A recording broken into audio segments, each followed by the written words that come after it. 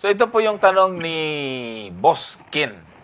Sa 10 utos, parang isa na lang ang walang halaga. At least, itong si Boss Ken ay parang nag-aalangan. No? So sasagutin po natin kung tama ba yan. Bago natin puntahan tong kay Nats Benedicto at kay Ariel Balahadya na sabi, ang 10 utos ay para sa Israel. Kay Nats Benedicto naman, ang 10 utos, yan para sa mga Israel, hindi para sa atin yan. Okay. Susunod natin yon. Dito muna tayo kay Boss Ken, Brother Gomer. Mayroong isa na lang daw yung walang halaga. Ibig sabihin, ang kagandahan naman ni Boss Ken ay at least ay lamang siya dito sa dalawa. Kasi sa kanya, mahalaga yung siyam. Yung isa lang yung parang isa na lang ang walang halaga. So katanggap-tanggap mo ito, mga kapatid, itong isa na lang ang hindi mahalaga sa 10 utos. Ang 10 utos, tandaan ninyo mga kapatid, yung lahat ng nakasulat dyan ay pantay-pantay. Hindi po yung ibang utos dyan ay bandang huli mawawalan ng halaga kamukha ng pananaw ni Boss Ken. Sa panahon ng Israel, ayon naman dito kay Ariel Balahadya at kay Nats Benedicto, mabisa yan hanggang ngayon. Yun naman ang pagkakaiba. Hanggang ngayon, mahalaga. Kay Boss Ken naman, ngayon, hindi na mahalaga yung isa. Pero kay Nats Benedicto, mahalaga pa rin yan, pero hindi sa atin. Ganon. So, tingnan natin, mga kapatid. Kung titingnan natin yung Santiago 2:10, ay malinaw po ang pagkakabanggit dyan na ang 10 utos ay pantay-pantay yan. Bakit? Ganito ang kasulat sa talata. Sapagkat ang sino mang gumaganap ng buong kautusan at gayon may natitisod sa isa ay nagiging makasalanan sa lahat. So tingnan po ninyo. Ang konteksto po nito ay 10 utos sapagkat binanggit po sa mga kasunod na talata. Ay siguro sunod natin yung talatang 11 para may idea lang tayo, mga kapatid. Verse 11, sabi, sapagkat ang nagsabi huwag kang mangangalunya ay nagsabi naman huwag kang papatay. Ngayon, kung ikaw ay hindi nangangalunya, ngunit pumapatay ka, ay naging suwail ka sa kautusan.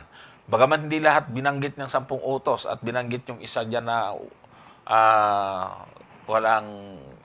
may binanggit dyan na walang kwenta, mga kapatid, tulad ni Brad Boss Ken, ay wala ho tayong mababasan ganon. So, ang malinaw po dito, hindi man lahat ng utos na yan, ay ipinapakita ni Apostol Santiago na pantay-pantay yan. Sapagkat kung nag-asala ka sa isa, tinupad mo yung iba, pero yung isa, nilapastangan mo, maging suwail ka. Hindi nga lang isinamang binanggit dyan yung Sabat. Pero itong mga kasamahan ng Sabat ay huwag kang mangangaluy, huwag papatay, ay maliwanag na ito'y hinango ni Apostol Santiago sa 10 utos. Ibig po sabihin, ay hindi ho po pwede na meron diyang wala ng bisa ngayon at hindi na mahalaga. No? Ang ating Panginoon ay wala ho siyang itinuturo na merong utos sa 10 utos na hindi na mabisa o wala ng halaga. Kasi ang ating mababasa, alam na natin, palasak na yung talata, 5:17 hanggang 18 ng Mateo, na hindi ako naparito, sabi ng Panginoon, upang sirain ang kautusan. Ako'y naparito upang ganapin. 18, sapagkat katotohanan sinasabi ko sa inyo, hanggang sa mga wala ang langit at ang lupa, ang isang tuldok o isang kudlit sa anumang paraan na hindi mawawala sa kautusan, hanggang sa maganap ang lahat ng mga bagay. Alam niyo yung kautusan dito, hindi lang to 10, Hindi lang 10. Pero makikita po natin dito, wala hong ni isa man dyan, kahit kudlit, na mababawas o magiging walang kwenta na bandang huli. So, patuloy na ginampanan ng Panginoon o ipinanginin ng Panginoon yung Sabat, na nga lang ay maraming mga legalista sa panahon niya, yung mga Fariseo at Eskriba, na pati yung pagpapagaling na ginawa ng Panginoon at pag-utos doon na buhatin yung higaan, para sa kanila ay paglabag yon. Pero makikita po ninyo sa sagot ng ating Panginoon, wala pong salita galing sa bibig ng Panginoon na nagpapahiwatig na inaalis niya yung Sabat. Manapa, ang ipinagtatanggol niya ay hindi paglabag sa Sabat yung kanyang ginawa, kundi yun po ay hindi paglapastangan o hindi kasalanan laban sa kautosang Sabat. So yun po yung ating nakikita po dyan, mga kapatid. Kaya kung ina-appreciate ko lang din itong sabi ni Boss Ken kasi parang, So Boss Ken ay hindi po parang yan. Mali po. So, pwede naman, parang, pero hindi totoo, Brother Gomer. Tama yun, Brother Johnson. At sigurado tayo na ang kanyang tinutukoy dyan ay yung kautusan patungkol sa araw ng Sabat. Sinubukan kong i-search, Brother Johnson, yung Sabat sa New Testament at ito po ay binanggit ng 37 times. Hindi ko lang alam kung eksakto po yun, pero ang gusto kong emphasize dito, Brother Johnson, kung wala pong halaga ang Sabat na ito sa New Testament, ay bakit po siya babanggitin ng ganon karaming beses, mga kapatid? At gusto ko lang susugan yung sinabi ni Brother Johnson na sa maraming pagkakataon, hindi lang isang pagkakataon na nagkaroon ng ng isang encounter ang ating Panginoon laban sa mga Hudyo at ang topic ay walang iba kundi ang Sabat. Kaya nga, doon sa mga encounter na yon ay mapapansin po natin na katulad nga ng sinabi ni Brother Johnson kanina, hindi tayo makakakita doon ng kahit nakatiting na ideya na pinapawalang halaga ng ating Panginoon ang araw ng Sabat. Kasi kung ganun yung contention, abay sana, madali lang sanang sasabihin ng Panginoon, wag na kayong magsabat kasi wala na yan. Yun ang point na dapat nating maintindihan dito. Tingnan po natin para magkaroon ng reference. Sa Mateo 12, tingnan po ninyo sabi niya sa 8, pisa natin sa 8. Pansinin ninyo, sapagkat ang anak ng tao ay Panginoon na Sabat. Ay nakita niyo po ito mga kapatid.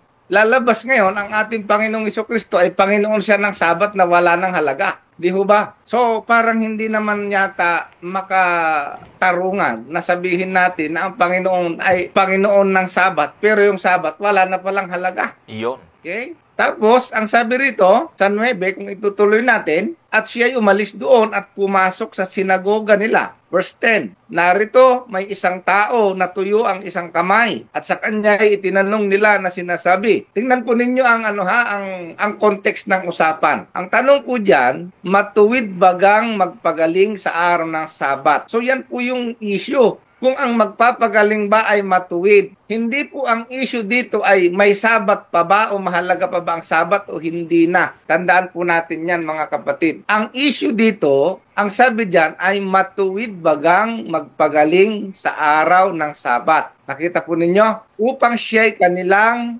maisumbong. Ngayon, ito po ay tanong. Inquiry ng mga Hudyo sa ating Panginoong Jesucristo. Ngayon, ang tanong, paano ito sinagot ng ating Panginoong Jesucristo? Alam mo, Brother Johnson, kung ang tatanungin mo ngayon ay itong mga dating daan, Iglesia ni Cristo, at yung mga ayaw sa Sabat, abay ang isasagot nila ay wala na yung Sabat na yan. Hindi ba ganon? Pero sa ating Panginoon, ang kanyang sagot, tingnan po ninyo sa verse 11. Sinabi niya sa kanila, sino kaya sa inyo na kung mayroong isang tupa na kung mahulog ito sa hukay sa araw ng Sabat, ay hindi ba niya aabutin at hahanguin? Ayun ang argument. Verse 12. Gaano pa nga ang isang tao na may halaga kaysa isang tupa? And then, ito na yung sagot ng ating Panginoon. Kaya't matuwid na gumawa ng mabuti sa araw ng Sabat. Hindi yung sinabi ng Panginoon, huwag nyo lang i-observe yung Sabat kasi wala na yan. At hindi na yan mahalaga. Wala pong ganon mga kapatid. At ang isa pang punto na gusto kong mapansin po natin mga kapatid ay dito sa Mateo 22. Okay? Sa Mateo 22 ay may nagtanong sa ating Panginoon. Ang sabi dito sa verse 35. Tingnan po ninyo At isa sa kanila na tagapagtanggol ng kautusan ay tinanong siya ng isang tanong upang siya ay tuksuhin. Yan. Ano yung tanong? Verse 36. Tingnan mo, sinabi sa kanya, ibigin mo ang Panginoon mong Diyos ng buong puso mo, ng buong kaluluwa mo, at ng buong pag-iisip mo. And verse 38, ang sabi niya, ito ang dakila at pangunang utos. Ibig sabihin pala, Brother Johnson, yung palang kautosan na may kinalaman sa pag-ibig sa Diyos, yan yung number 1 sa utos. Yan yung pinakadakila. Kumbaga, yan ang pinakamahalaga. Nakita po ninyo, ito yung mga utos na may kinalaman sa pag-ibig sa Diyos, yung sa relasyon natin sa Diyos. At pag tinignan mo ang 10 utos, abay doon sa 10 utos, yung unang 4, yan po yung may kinalaman sa relasyon natin sa Diyos. At ang sabi dito ng ating Panginoon mismo, ito yung pinakamahalaga. Ito yung number 1, ito yung panguna na utos. Yung yung ikalawa, kumbaga, yung relationship, yung utos na may kinalaman sa relationship sa kapwa, pangalawa lang yon. Yan po yung dapat nating maintindihan dito, mga kapatid. Abay, alangan naman yung pinakamahalaga ang aalisin mo. Ngayon, kung si Boss Ken ay iralin niya yung kanyang logic, abay, kung merong mang mawawalan ng halaga na utos, ay hindi siguro doon sa number 1, doon sa pinakadakilang utos. Pwede siguro doon sa pangalawa lang. Ay isipin mo kung magtatanggal ka ng utos, ang tatanggalin mo doon sa isa sa pinakadakilang utos. Mukhang malabo po 'yan, mga kapatid. Tama. Kaya nga doon sa tanong na parang hindi ho totoo 'yon, mga kapatid, sapagkat isa pang punto. Kung dito sa panahon na ito ay wala nang halaga ang Sabat, ano ho bang mas mahalaga pagka sa paglilibing sa bangkay ng ating Panginoong Hesukristo? Hindi ho ba? Nung namatay ang ating Panginoong Hesukristo sa krus, Biyernes, basahin po natin ang tala ni Lucas sa 23, ang talata ay 54. Tingnan po ninyo. Lucas 23:54. Ang sabi diyan, at nooy araw ng paghahanda at nalalapit na ang Sabat. Yan po ay Biyernes. Sa ibang tala, sa ibang bersyon, Biyernes yan. Verse 55, at ang mga babae na nagsisama sa kanya mula sa Galilea ay nagsisunod at tiningnan ang libingan at kung paano ang pagkalagay ng kanyang bangkay. Verse 56, at sila ay nagsiuwi at nangaghanda ng mga pabango at mga ungkwento. Para saan yung pabango at ungkwento? Ay di gagamitin nila sa bangkay ng ating Panginoon sa kanyang libing. Pero, anong ginawa nito mga babae? At ng araw na Sabat, sila ay nagpahinga ayon sa utos. Ibig sabihin dito, mga kapatid, kung titingnan po natin, mas pinahalagahan itong mga babaeng alagad na ito, yung pag-o-observe ng Sabat, kaysa tapusin at kumplituhin yung kanilang ginagawa doon sa bangkay ng ating Panginoon sa kanyang paglilibing. Nakita po ninyo? So dito ay hindi ho natin po pwedeng sabihin na wala ng halaga yung Sabat. Kaya nga, kailan sila pumunta doon sa libingan para dalhin yung mga pabango? Linggo na ng umaga, after ng Sabat. Yan po yung dapat nating maintindihan. So doon, dito sa New Testament, wala hong tala na ang Sabat ay hindi pinahalagahan. Ayan po, mga kapatid. Ang katotohanan niyan, sa Isaiah, Brother Johnson, hanggang doon sa bagong langit at lupa ay mayroong Sabat at i-observe po yan ng mga maliligtas. Brother Johnson. Okay.